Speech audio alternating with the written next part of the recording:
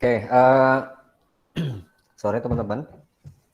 Kalau kita sebelumnya sudah berbicara mengenai narasi kreatif dan creative thinking, itu kan karena saling berhubungan, maka itu akan jadi apa ya, nilai jual terhadap si kreatif periklanan itu sendiri.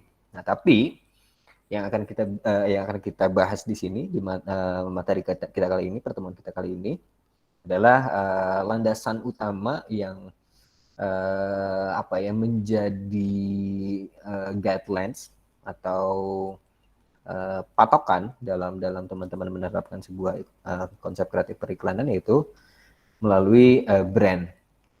Ketika berbicara mengenai promosi dan iklan, pasti kan hubungannya adalah brand atau produk yang akan kalian jual kan sebagai promosi gitu.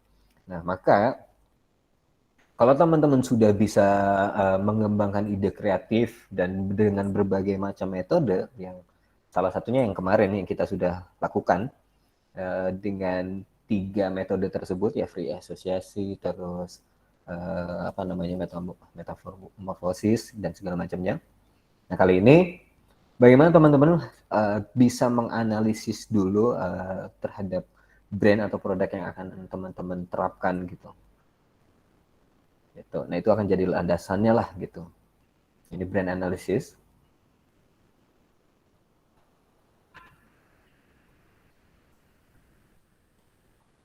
Brand driving strategi ini udah, kalau gue yakin juga teman-teman sudah paham ya mengenai terminologi brand itu sendiri.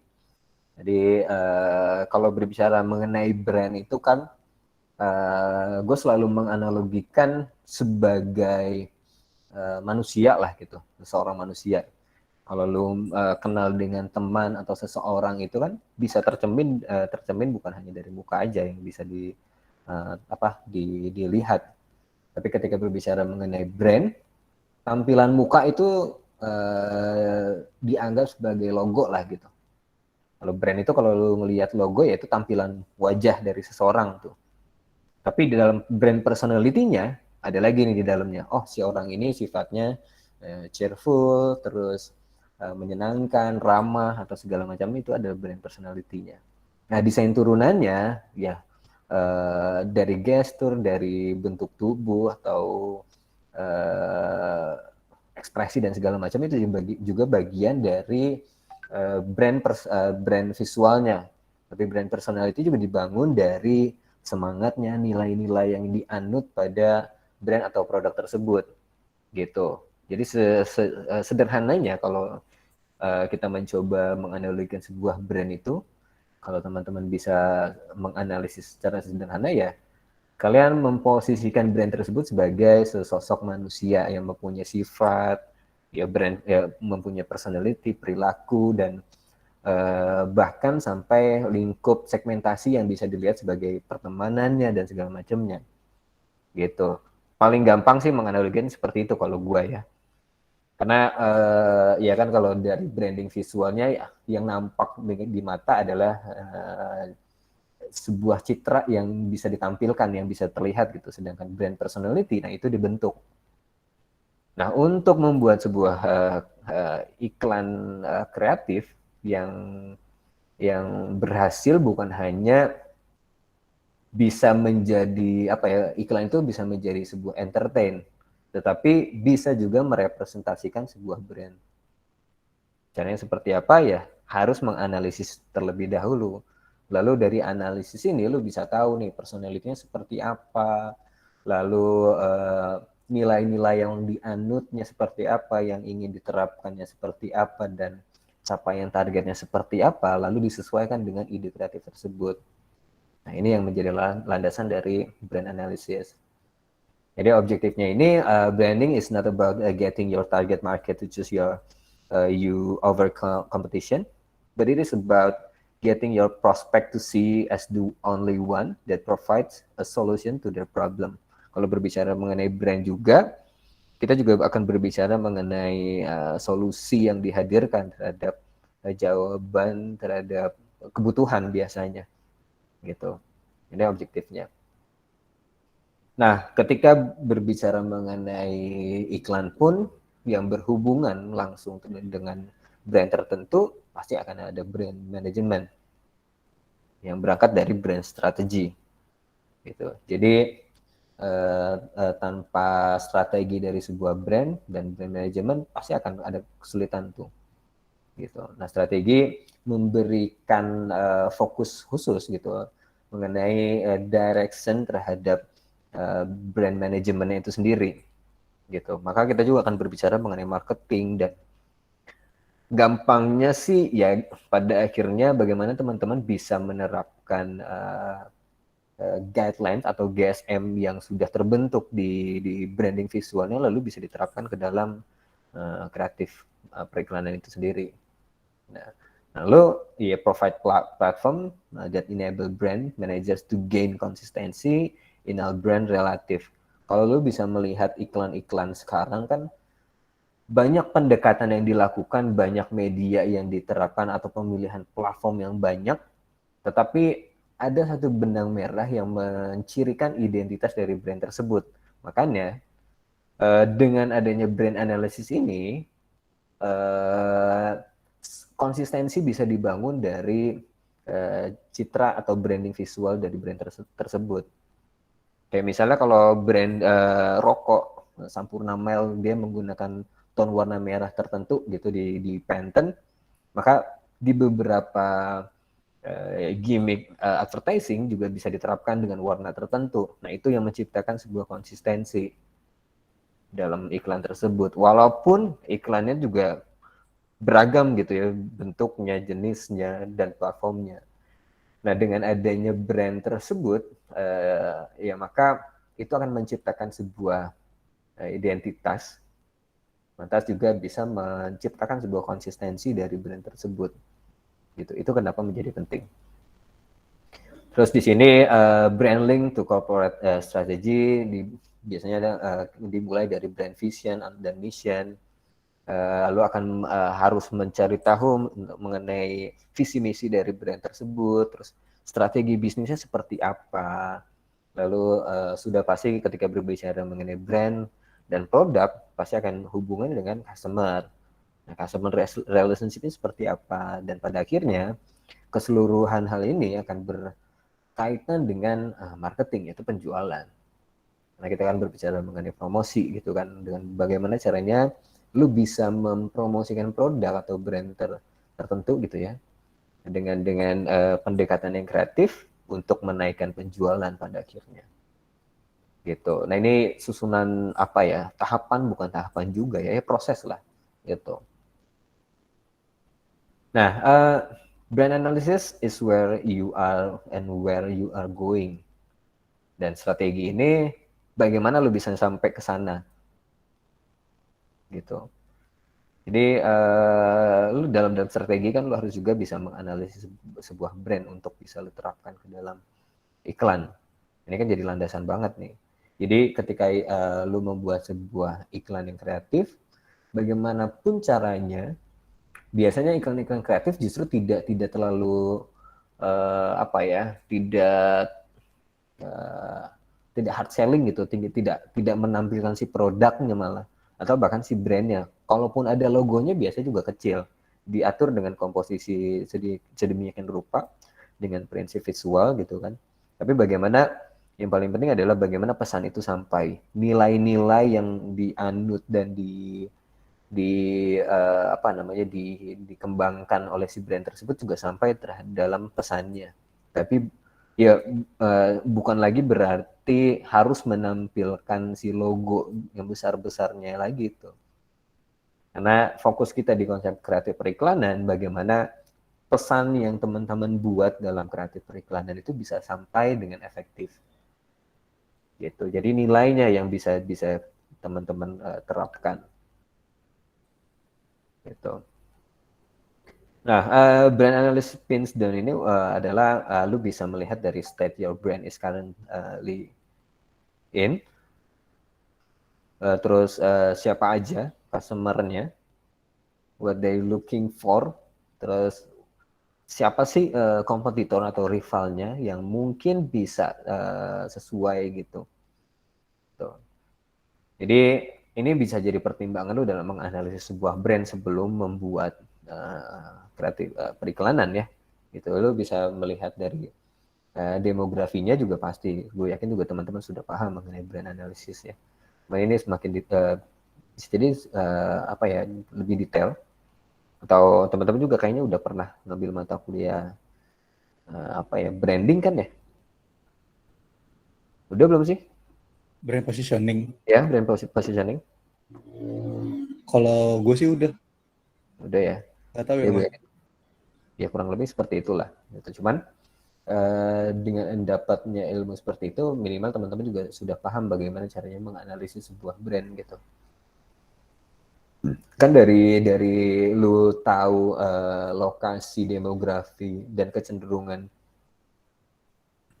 perilaku di target pasarnya, itu juga pada akhirnya lu harusnya menyesuaikan dengan target pasarnya supaya pesan yang akan lu sampaikan itu efektif gitu. Pada akhirnya juga ya lu harus juga tercapai targetnya ke sana gitu. Supaya pesannya juga efektif gitu.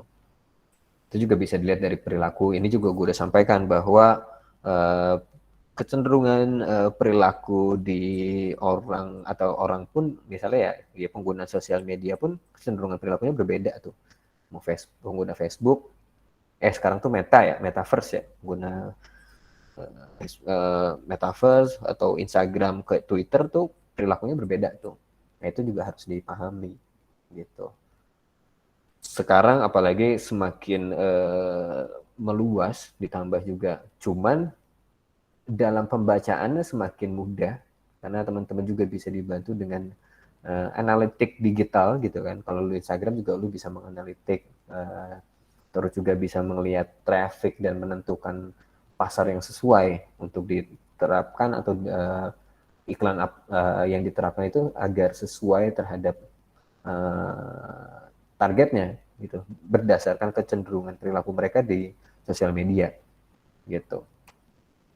Nah ini yang paling penting, ini akan jadi apa ya, bahan teman-teman dalam menganalisis brand yang pada akhirnya jadi panduan teman-teman untuk membuat sebuah iklan kreatif.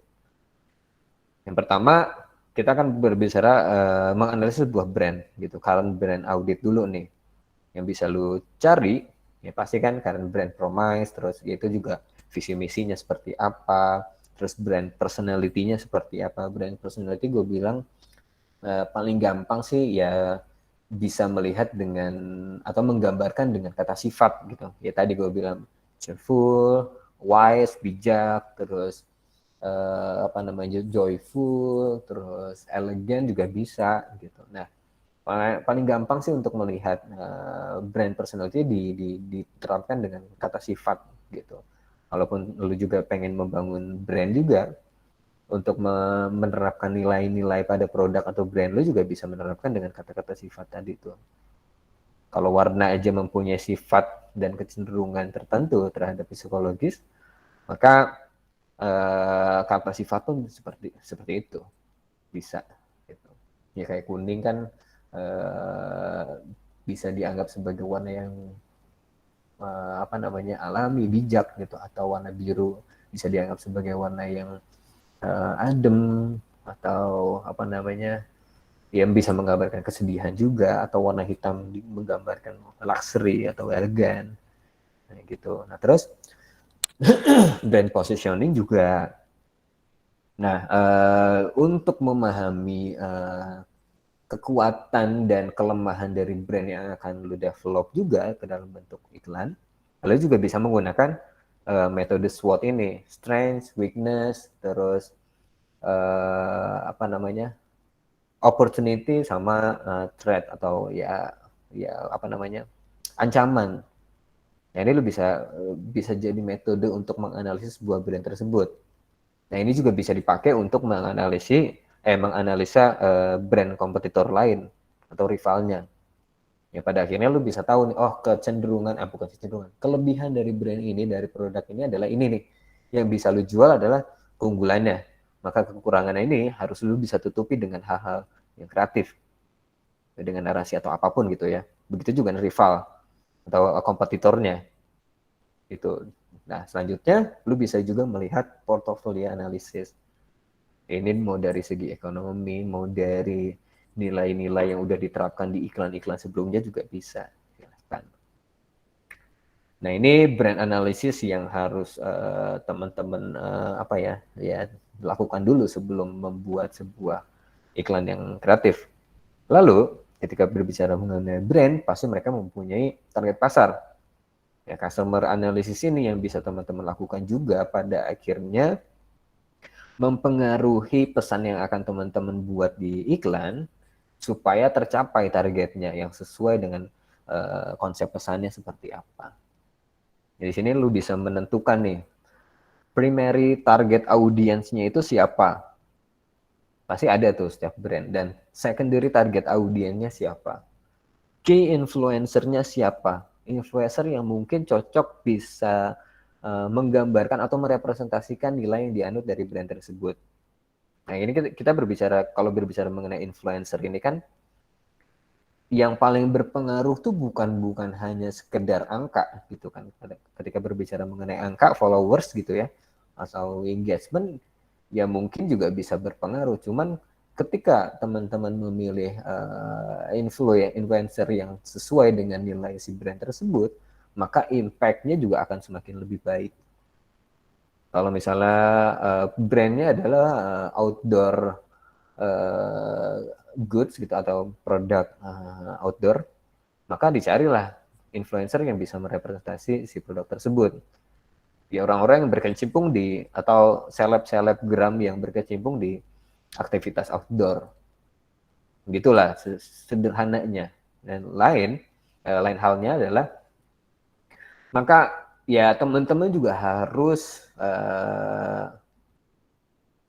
kalau di sini sih kalau kita berbicara mengenai industri periklanan gitu dan desain juga ada baiknya juga teman-teman dalam apa ya FOMO gitulah, fear of missing out, di mana teman-teman harus selalu update gitu mengenai tren yang sedang berkembang saat ini, sedang naik saat ini tuh apa. Maka itu juga bisa menjadi apa ya respon terhadap iklan untuk mencapai traffic dan engagementnya juga gitu. Terus ada needs atau kebutuhan, lu juga bisa menciptakan sebuah urgensi itu, kebutuhan terhadap pangsa pasar untuk membeli sebuah produk tersebut dengan iklan yang kreatif gitu. Dan selanjutnya accessing perception of brand, ini juga mengenai nilai yang dianut, pada akhirnya juga menyesuaikan dengan sudut pandang targetnya gitu. Dan terakhir, kompetitor analisis, ini juga kita berbicara mengenai rivalitas dan kompetitor dari brandnya gitu. Nah, ini juga penting untuk dianalisis karena nggak mungkin kan kalau misalnya di satu brand lo tidak menganalisis kompetitornya, pada akhirnya oh ternyata iklannya konsepnya sama.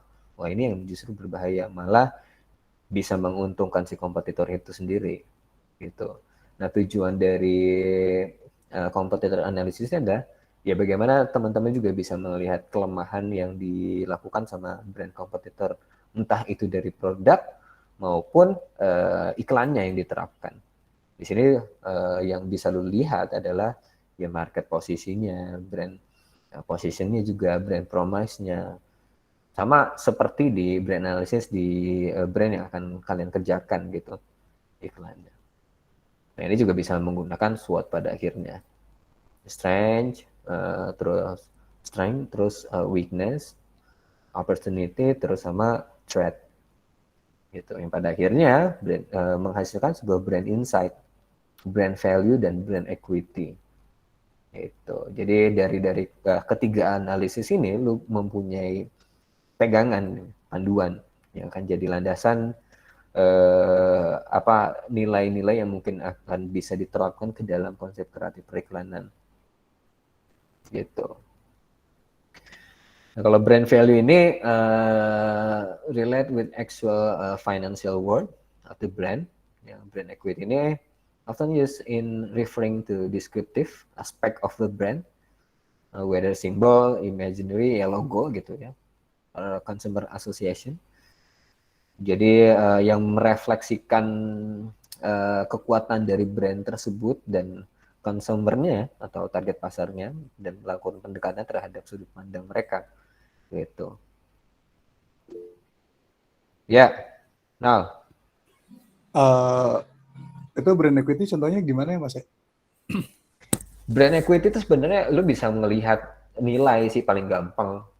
Jadi kayak tadi gue bilang bahwa brand misalnya rokok Sampurna Mile gitu kan warnanya lu tahu warna ciri khas dia adalah warna merah.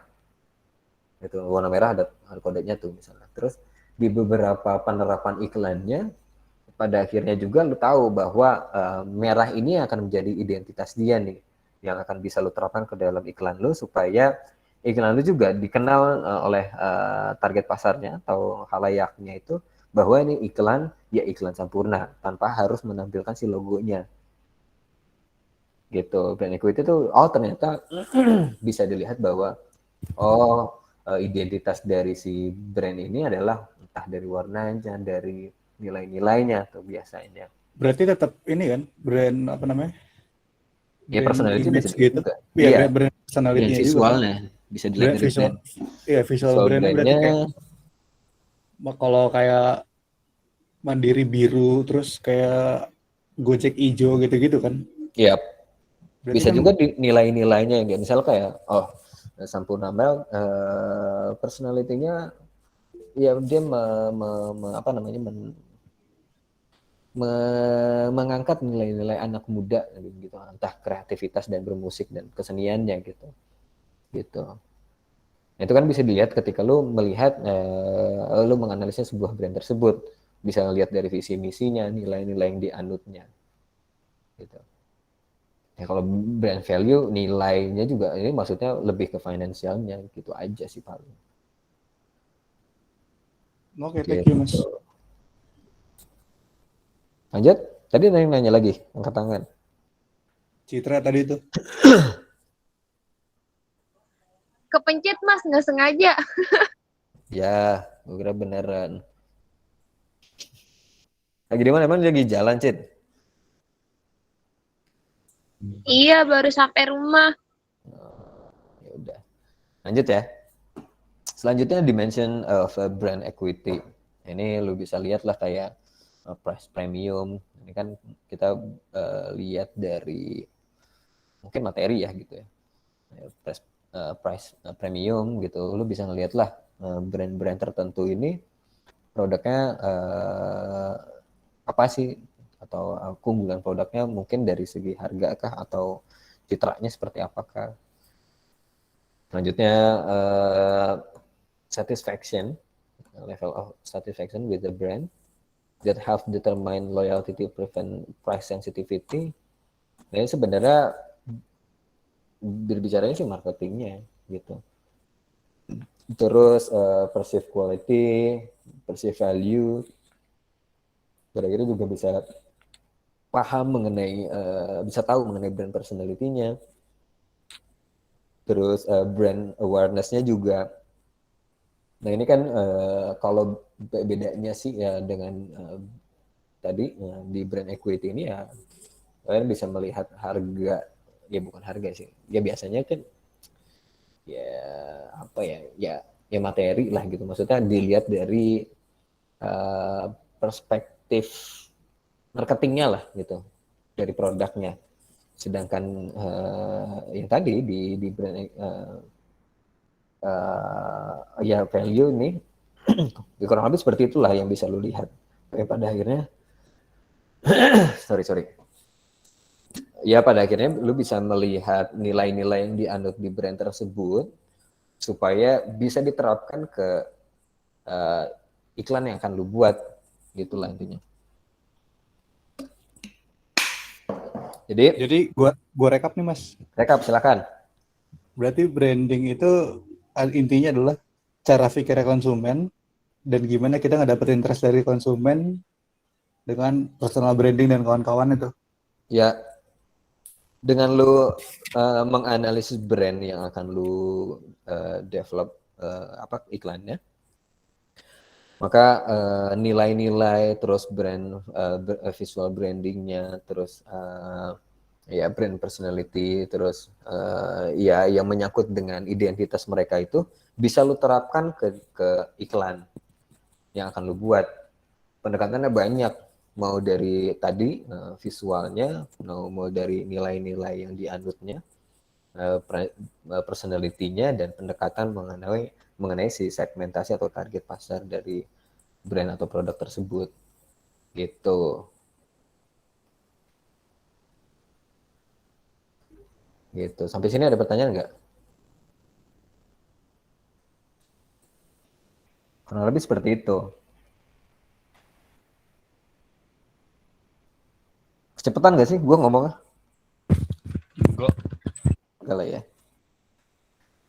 Gitu. Kalau kemarin kan kita berbicara mengenai narasi, di mana itu kan jadi unique selling point juga untuk membuat iklan yang kalian buat itu bisa menghibur.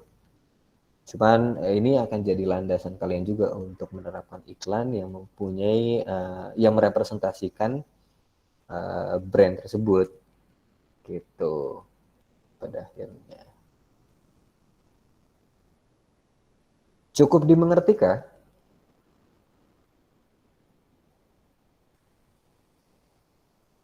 Cukup? Cukup, Mas. Oke, sekarang gue bahas